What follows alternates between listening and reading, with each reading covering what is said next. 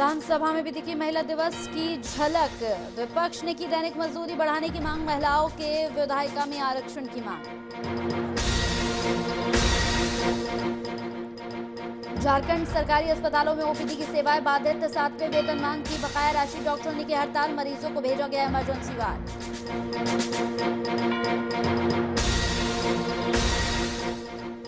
बेगूसराय में महिला को मारी गोली, महिला गंभीर रूप से घायल, डैन बिसाही को बताया जा रहा है मामला।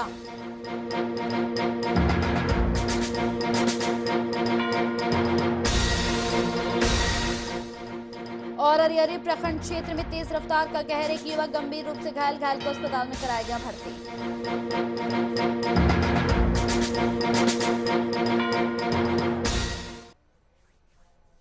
नमस्कार, वीआईपी न्यूज में आपका बहुत बहुत स्वागत है। आपके साथ हाजिर हूं मैं कंचन। विधानसभा की कार्रवाई में महिला दिवस की झलक साफ देखी जा रही है। विधानसभा का सत्र शुरू होने से पहले ही माले के विधायकों ने महिलाओं को रोजगार और स्वरोजगार में लगी महिलाओं को काम देने और दैनिक मजदूरी बढ़ाने की मांग को सदन के बाहर पोस्टर यहां पर लहराया और नारेबाजी भी की। सदन के बाहर कुछ महिला विधायक पोस्टर लेकर महिलाओं के विधायिका में आरक्षण की मांग करती यहां पर नजर आई कल। वहीं सदन के अंदर भी प्रश्नकाल में महिलाओं को तवज्जो दिया गया और महिलाओं को यहां पर प्रश्नकाल में सबसे पहले प्रश्न पूछने की इजाजत दी गई। एक मिनट। ये सबसे बड़ी चीज है कि सरकार हमेशा आती है, 15 साल, ये 16वां साल सरकार का चलेगा और हमेशा कहती है कि हम जनप्रतिनिधियों को सम्मान दिलाने के लिए पत्र जारी करते हैं, लेकिन इनके कोई भी पदाधिकारी उस पत्र को नहीं मानते हैं, धज्जियां उड़ाते हैं। सरकार कमजोर है और सरकार नहीं चाहती है कि जनप्रतिनिधियों को सम्मान मिले, क्योंकि हम ही एक व्यक्ति हैं जो माननीय मुख्यमंत्री उस समय महागठबंधन की सरकार थी। दिवस की शुभ अवसर पे पूरे विश्व की हमारी बहनों को बहुत बहुत बधाई और ढेर सारी शुभकामनाएं। और मैं बस बिहार की सरकार और केंद्र की सरकार से सदन के अंदर अपने अधिकारों की मांग करती हूं, जिसके वजह से आज महिलाओं को सशक्तिकरण सिर्फ कहने से नहीं होगा। विधानसभा के अंदर और लोकसभा के अंदर जब उनकी भागीदारी सुनिश्चित नहीं की जाएगी, तब तक महिलाएं सशक्त नहीं होंगी। बात है, ये किसी का कोई समाधान नहीं है। हम बैठ के समाधान कर सकते हैं। हम मनुष्य हैं, थोड़ी उल्टी सीधी हो सकती है, लेकिन सबका समाधान आपस में भाईचारे का रिश्ता बना के बैठ के काम करने का है कि ये सशक्तिकरण का ढोंग जो है, ढोंग नहीं चलेगा। आप महिलाओं के सशक्तिकरण चाहते हैं तो जीविका दीदियों का जो कर्ज है आप उसको माफ कीजिए। जैसे आंध्र प्रदेश की सरकार ने 27,000 करोड़ कर्ज माफ किया, खुद दिया उनकी देनदारी को, यहाँ आप माफ कीजिए। और उनका स्वयं सहायता समूह पर जो भी कर्ज है, जब आप अडानी अंबानी के कर्ज माफ कर सकते हैं तो फिर से। तो विधानसभा की कार्रवाई में महिला दिवस की एक तरफ झलक साफ देखी गई तो दूसरी तरफ यहां पर विपक्ष का हंगामा भी देखने को मिला। इस पूरी खबर पर ज्यादा बातचीत करने के लिए हमारे साथ पटना से हमारे संवाददाता कुमार गौतम जुड़ गए हैं।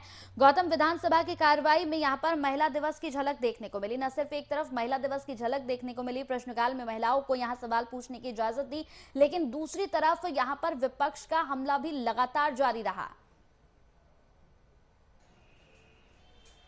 बिल्कुल आपने ठीक कहा कि महिला दिवस का मौका था और अंतर्राष्ट्रीय महिला दिवस के मौके पर जब बजट सेशन चल रहा था तो वहां भी दोनों दल यानी पक्ष और विपक्ष दोनों दलों की महिलाओं ने पहले फोटो सेशन कराया, उसके बाद अपनी बात को रखी और किस तरह से अंतर्राष्ट्रीय महिला दिवस पर बधाइयाँ दी वो आपने देखा।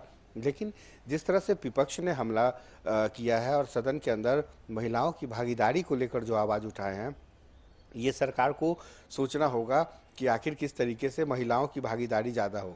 हकीकत तो यही है कि आज भी सदन के अंदर महज चंद महिलाएं ही विधायक हैं और विधान परिषद के अंदर उनकी भागीदारी है।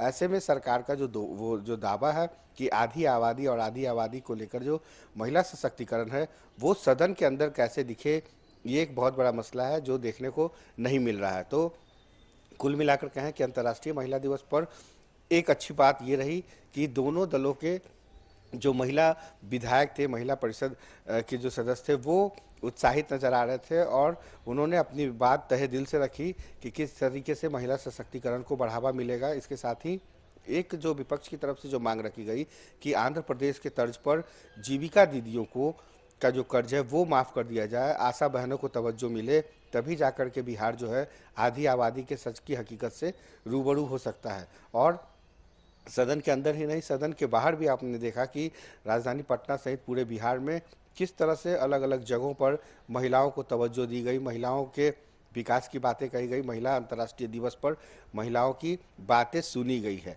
तो कुल मिलाकर कह सकते हैं कि कल का दिन भी बहुत खास था, लेकिन सिर्फ एक दिन अंतर्राष्ट्रीय महिला दिवस को मनाने से नहीं काम चलेगा। ये हकीकत तभी होगा जब हर मसले पर हर जगह कंधे से कंधा मिलाकर, और जो महिला विधायिका ने ये बातें कही कि भाईचारे की स्थिति, मतलब भाई बहन के रिश्ते की तर्ज पर अगर सबकी नज़रें हों तो शायद जो आपराधिक तत्व है उसमें भी कमी आएगी।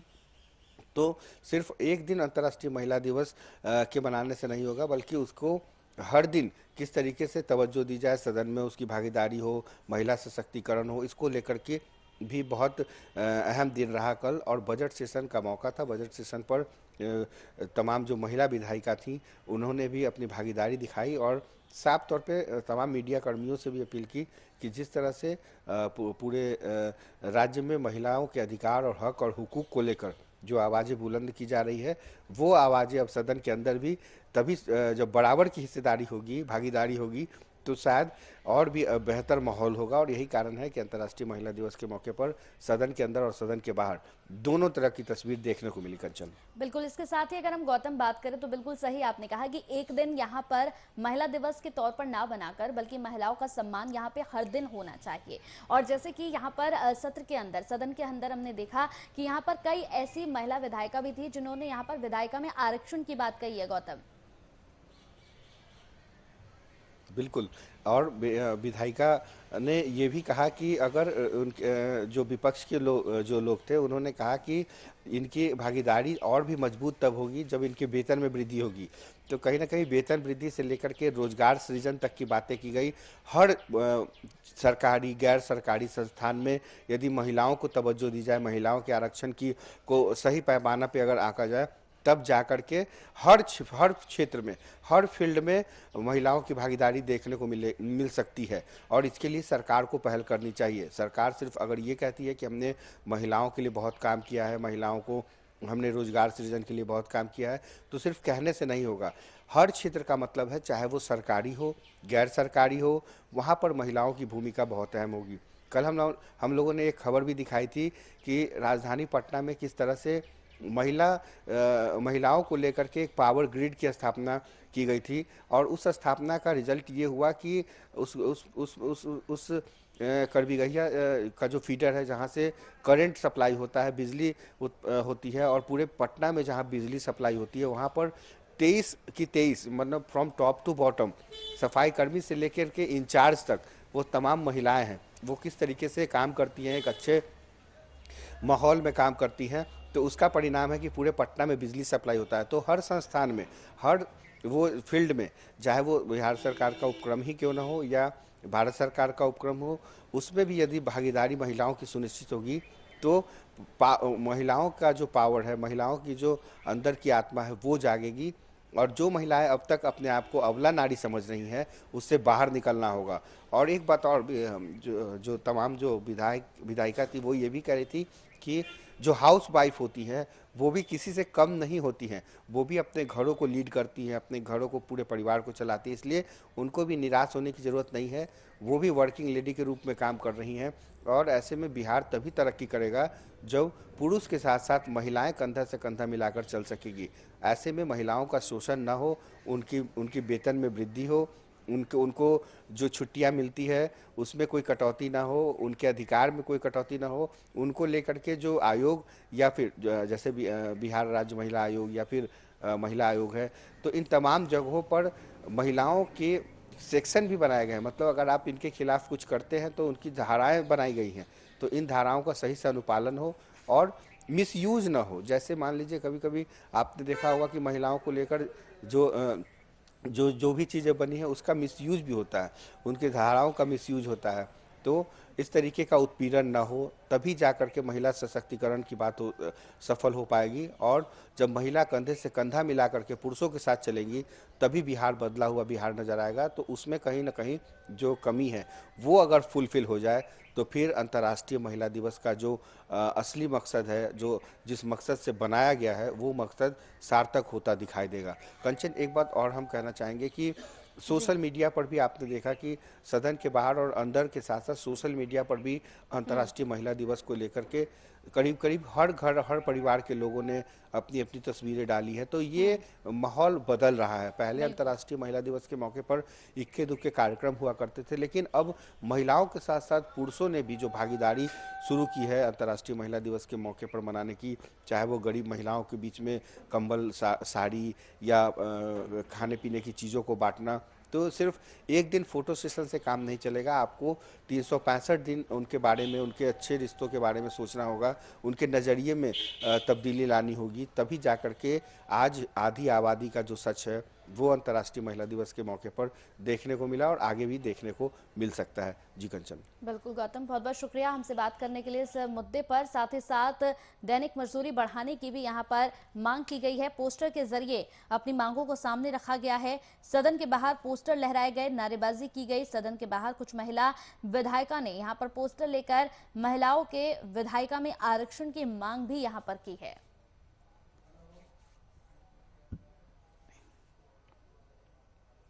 बढ़ते हैं अगली खबर की ओर। राज्य के सरकारी अस्पतालों में ओपीडी की सेवाएं बाधित हो गई हैं। 7वें वेतनमान की बकाया राशि की बात करें तो भुगतान को लेकर डॉक्टरों ने राज्य के सभी 5 सरकारी अस्पतालों के ओपीडी की सेवाएं बाधित कर दी हैं। राजधानी के रिम्स में भी दोपहर 2 बजे से सारे ओपीडी को बंद करा दिया गया है। आपको बता दें कि जूनियर डॉक्टरों ने घूम घूम कर सभी ओपीडी सेवाओं को बंद कराया है और जो भी मरीज आए थे उन्हें इलाज के लिए इमरजेंसी में भेज दिया गया। पत्रकारों से बातचीत करते हुए जूनियर डॉक्टर एसोसिएशन के अध्यक्ष डॉक्टर विकास ने बताया कि 7 दिनों से चल रहे धरने के बाद आज सारे सरकारी अस्पतालों की ओपीडी को बंद करा दिया गया है।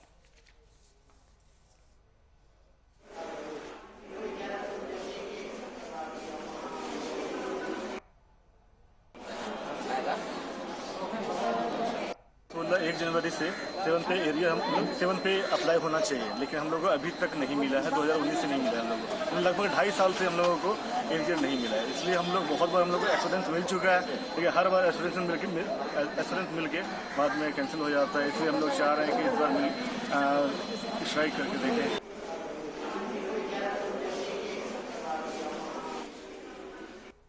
इस पूरी खबर पर ज्यादा बातचीत करने के लिए हमारे साथ हमारे संवाददाता कुमार कामेश जुड़ गए हैं रांची से। कामेश, जिस तरीके से जूनियर डॉक्टरों की लगातार यहां पर धरना प्रदर्शन दिया जा रहा है और धरने प्रदर्शन की वजह से अब तमाम ओपीडी सेवाओं को भी बंद करा दिया गया है, जिससे यहां पर खासी परेशानियां आम जनता को देखनी पड़ेंगी। कामेश, देखिए, रांची की राजधानी रिम्स की, अगर रिम्स की नहीं, राज्य के 6 मेडिकल कॉलेजों में जो है स्वास्थ्य सेवाएं जो है जूनियर डॉक्टर जो दे रहे थे वो पूरी तरह से बाधित करने का जो फैसला इन लोगों ने लिया है, ये इस पे आज मुहर लग गई है। और इन लोगों की जो तकरार जो थी राज्य प्रशासन से, लगातार ये लोग अपने 3 वर्षों का, देखिए इन लोगों का जो मुख्य मांग जो है वो बकाये एरियर की मांग को लेकर है और ये एरियर का बकाया जो है वर्ष 2016 से 2019 के बीच का है। तो ऐसे में ये लंबे समय से लगातार जो है अपने बकाये वेतन जो एरियर है जिसकी राशि इनको दी जानी थी उसको लेकर कई तरह की वार्ता भी पहले हो चुकी है, लेकिन लगातार जो है आश्वासन के बाद इन लोगों ने स्वास्थ्य सचिव के साथ वार्ता की थी और स्वास्थ्य सचिव के साथ वार्ता जब विफल रही तो इन लोगों ने घोषणा कर दी थी कि आज से जो है राज्य के 6 मेडिकल कॉलेज हैं, रांची रिम्स के अलावा धनबाद का पीएमसीएच, दुमका, हजारीबाग और पलामू, ये 6 एक निजी मेडिकल कॉलेज, ये 6 मेडिकल कॉलेजों में आज से जो है पूरी तरह से जो ओपीडी की सेवाएं हैं पूरी तरह से प्रभावित हो जाएंगी। इन्होंने सेवा नहीं देने का जो मन बनाया है ये ऐसे ही नहीं बनाया है। लगातार स्वास्थ्य मंत्री के जो स्वास्थ्य मंत्री से भी अपनी बातों को स्वास्थ्य मंत्री के समक्ष भी अपनी बातों को रख चुके थे और जिस तरह से स्वास्थ्य सचिव के साथ इनकी जो वार्ता हुई है वो वार्ता विफल रहने के बाद इन लोगों ने जो फैसला लिया है तो इसका जो सीधा असर जो है झारखंड की जो आम जनता है जो पूरी तरह से अपने स्वास्थ्य के लिए, अपनी चिकित्सा सुविधाओं के लिए जो है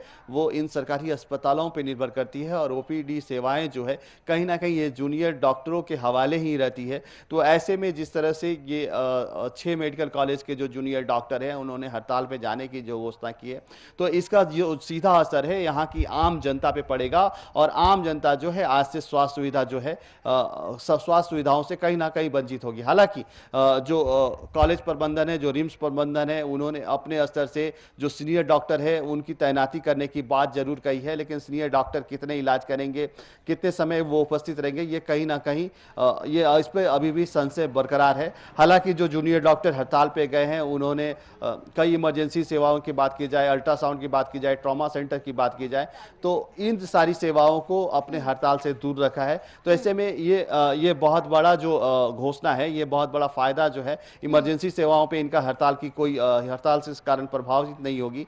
तो ऐसे में जो लोग वहाँ पे स्वास्थ्य सुविधाएं ले रहे हैं उनको किसी तरह से प्रभावित होने का जरूरत नहीं पड़ेगा। लेकिन दूसरी तरफ जो ये जूनियर डॉक्टर जो हैं वो हड़ताल पे जाने की घोषणा किए हैं, तो ये हड़ताल पे जाने की घोषणा ये कहीं एक बहुत बड़ा जो फैसला है, ये ऐसे ही हड़ताल पे जाने की घोषणा नहीं की है। ये अपनी मांग, जिनकी जो मांगे हैं वो कहीं ना कहीं जायज़ भी दिखती है कि 3 साल का एरियर जो बकाया है 2016 से वर्ष 2019 के बीच में, तो ये अपने एरियर, ये 7वें वेतनमान के तहत इनका वेतन बकाया है, एरियर का पैसा बकाया है, और इस बकाये को लेकर ये लगातार जो है, जो प्लेटफॉर्म है, जिस प्लेटफॉर्म पे अपनी बात रखनी चाहिए थी उस प्लेटफॉर्म पे ये लोग बात रखते आए हैं। लेकिन जिस तरह से अभी ना स्वास्थ्य सचिव के द्वारा इन पे कोई पहल किया गया है, ना कोई ठोस सकारात्मक बात की अगर बात की जाए, सकारात्मक ना स्वास्थ्य सचिव की तरफ से किसी तरह से अभी कोई इस पर प्रतिक्रिया सामने आई है, ना सरकार की तरफ से इस पर किसी तरह से कोई प्रतिक्रिया सामने है, जिसकी वजह से आज ये नौबत आ चुकी है कि अभी तक धरना चल रहा था लेकिन अब हड़ताल पर जाने की बात कर रहे हैं। आगे की रणनीति यही है कि हड़ताल पर चले जाएंगे। सबसे ज्यादा नुकसान तो आम जनता को ही होगा। सरकार इस बात की सुध क्यों नहीं ले रही है, ये भी अपने आप में एक बड़ा सवाल है।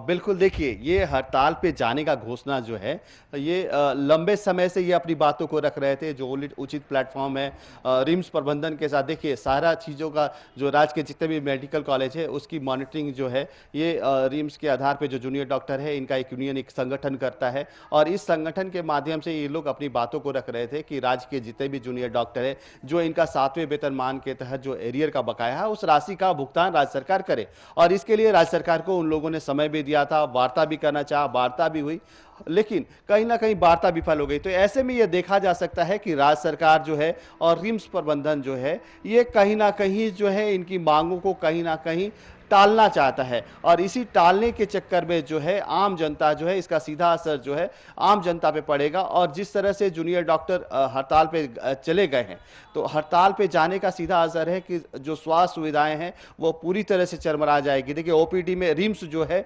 रिम्स की अगर सिर्फ बात की जाए तो रिम्स में राज्य भर के जो मरीज है, जो बेहतर चिकित्सा सुविधा, जो सुविधाएं उनके अपने जिले में नहीं मिलती, अपने प्रखंड में नहीं मिलती, वो ऐसी उससे बेहतर सुविधा के लिए यहाँ पे आते हैं, रिम्स आते हैं।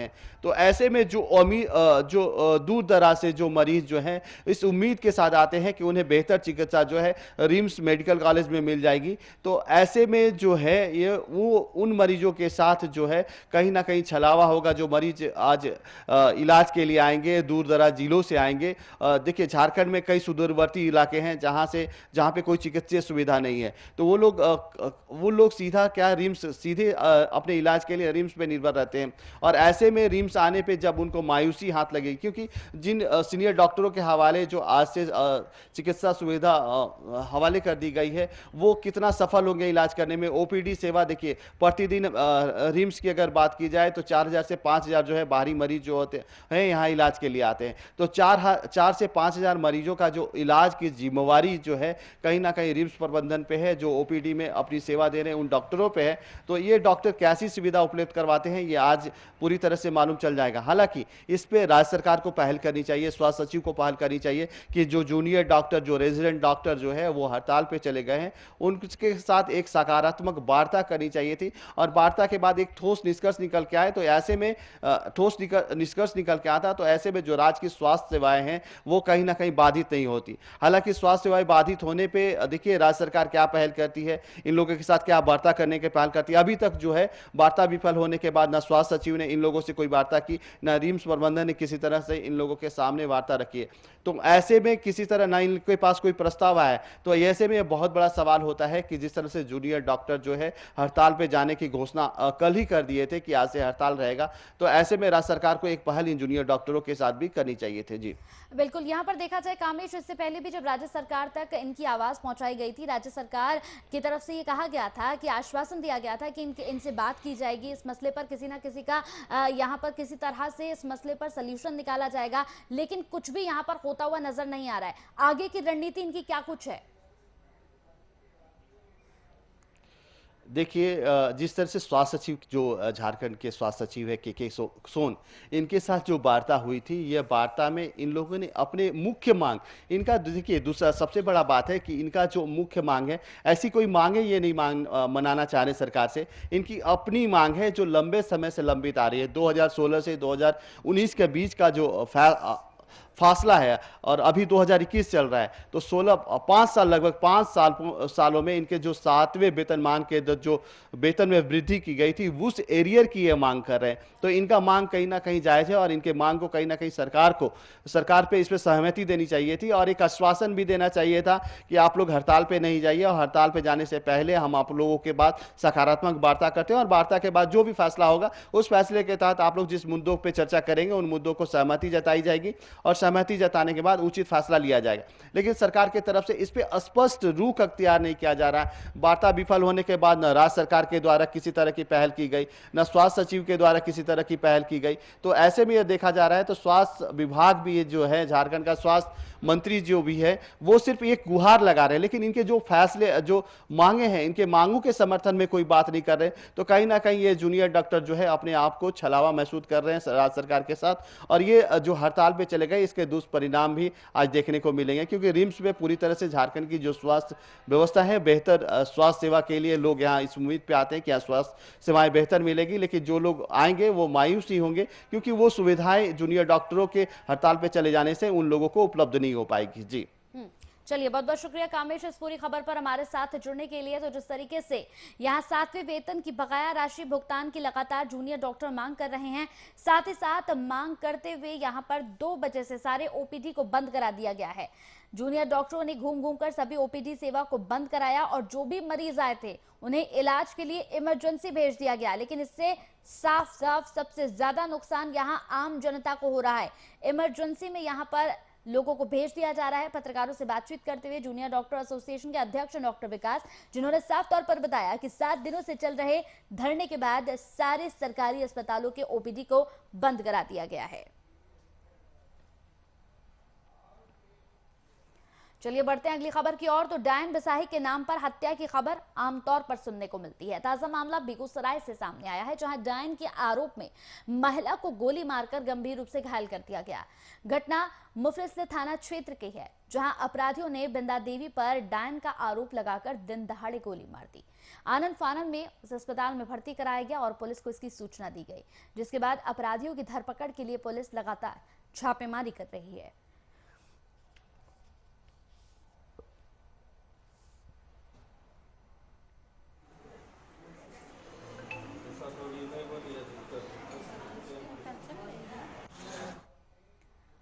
तो वहीं बात कर लेते हैं शेखपुरा की। शेखपुरा जिले के यहां अरियरी प्रखंड क्षेत्र में तेज रफ्तार का कहर देखने को मिला, जहां तेज रफ्तार ट्रैक्टर की चपेट में आने से एक युवक गंभीर रूप से घायल हो गया। आनंद फानन में उसे अस्पताल में भर्ती कराया गया, जहां स्थिति को नाजुक देखते हुए डॉक्टरों ने युवक को पावापुरी रेफर कर दिया। वहीं पुलिस इस पूरे मामले की छानबीन में जुट गई है।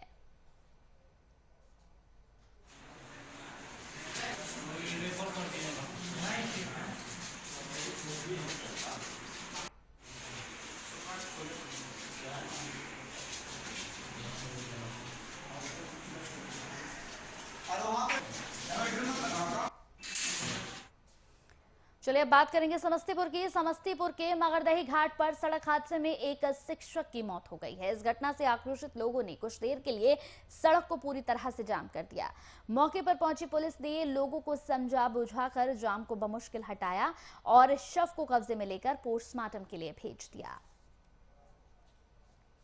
समस्तीपुर मथुरापुर के रहने वाले थे, शिक्षक थे, एग्जाम ड्यूटी दे के आ रहे थे, उसी क्रम में घटना घटा है।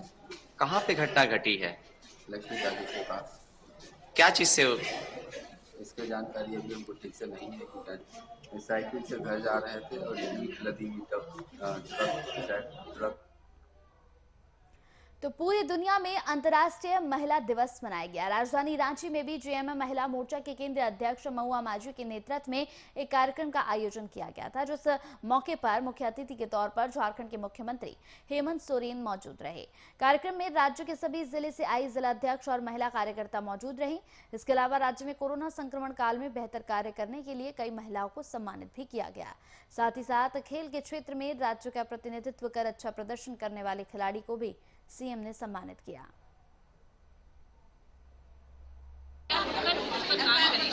जब आप अच्छा काम करेंगे तो घर परिवार के लोग भी सपोर्ट करेंगे, समाज भी सपोर्ट करेंगे, लेकिन अन्याय को बर्दाश्त न करें। अन्याय बर्दाश्त करेंगे तो लोग आपको दबाएंगे। इसलिए रविंद्रनाथ ने कहा था कि तुम अपने आप को समृद्ध करो, तपस्या से तुम्हारी शक्ति इतनी बढ़ जाएगी कि फिर तुम्हारी किसी की हिम्मत नहीं होगी कि तुम्हारा अपमान कर सके। पावर लिफ्टर है और अभी नेशनल खेल के आया है, एशियंस में हमारा सिलेक्शन हुआ है और इसके लिए हमें सम्मानित किया गया है। इसलिए